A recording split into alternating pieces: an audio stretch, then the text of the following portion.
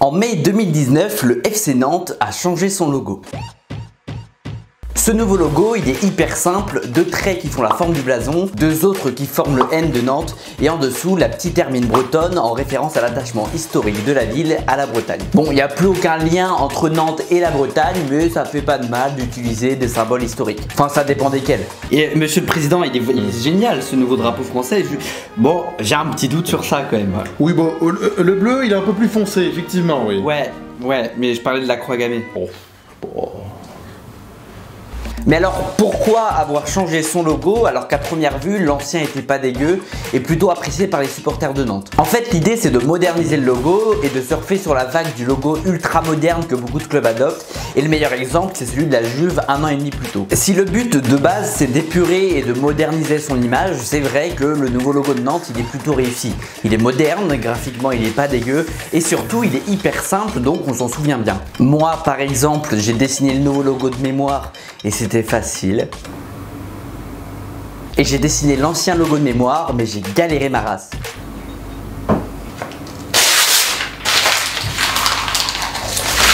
Alors après, pourquoi vouloir être facilement identifiable auprès de ses supporters alors qu'a priori ils sont déjà amoureux du club? Bah justement au final c'est pas vraiment pour ses supporters que le club fait peau neuve. Si le logo est pensé pour parler à plus de monde et être plus universel, c'est pour brasser plus de thunes en essayant de séduire un maximum de personnes, que ce soit des demi-supporters, des partenariats ou des supporters étrangers, alors que les supporters étrangers ils en ont rien à battre du FC Nantes. Ce soir on regarde Nantes-Clermont-Ferrand à la télé. Mais non! Mais non! C'est de la merde! Efficace donc c'est sûr, mais le problème c'est est-ce qu'un emblème de club de foot est censé être efficace? Bah non, le logo d'un club de foot c'est censé représenter les valeurs et l'histoire d'un club à travers des symboles forts, avec un design qui a du charme, qui a de la gueule, pour que tout ça, ça parle à ses supporters et que ça leur provoque quelque chose quand ils le voient. Hey, ça va? Ça va et toi?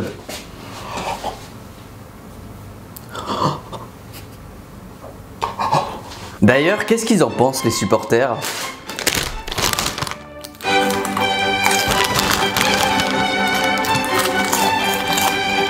Les supporters de Nantes, ils étaient attachés à un logo qui avait du sens et qui racontait l'histoire du club.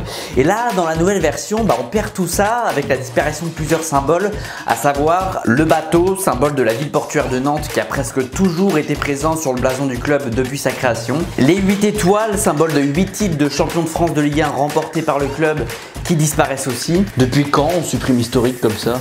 Oh bah moi, tous les soirs, hein, c'est... Et enfin la date 1943, date de création du club, n'apparaît plus sur la nouvelle version. Après, même si graphiquement il est correct, sans aucun symbole, il n'a pas vraiment de charme, et il est quand même vachement froid et ça pourrait être le logo de n'importe quelle marque bretonne qui commence par un N. Donc bon, l'aspect efficace et ultra simple, pas pour un club de foot s'il vous plaît. Vraiment là il y a juste une lettre quoi. Bonjour, on cherche un logo pour notre auto-école, est-ce que vous avez des idées? Nickel, bravo. Putain, j'avais pas pensé. Auto-école. Oh, vous êtes un bon vous.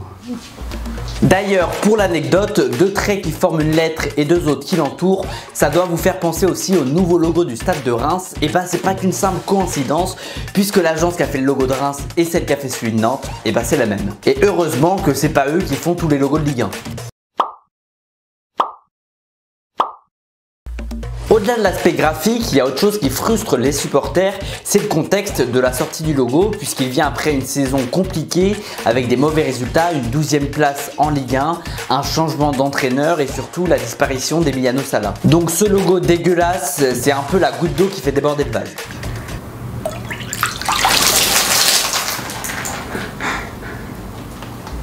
Et puis en plus de ça, les supporters ont un peu l'impression que le logo a été fait dans leur dos.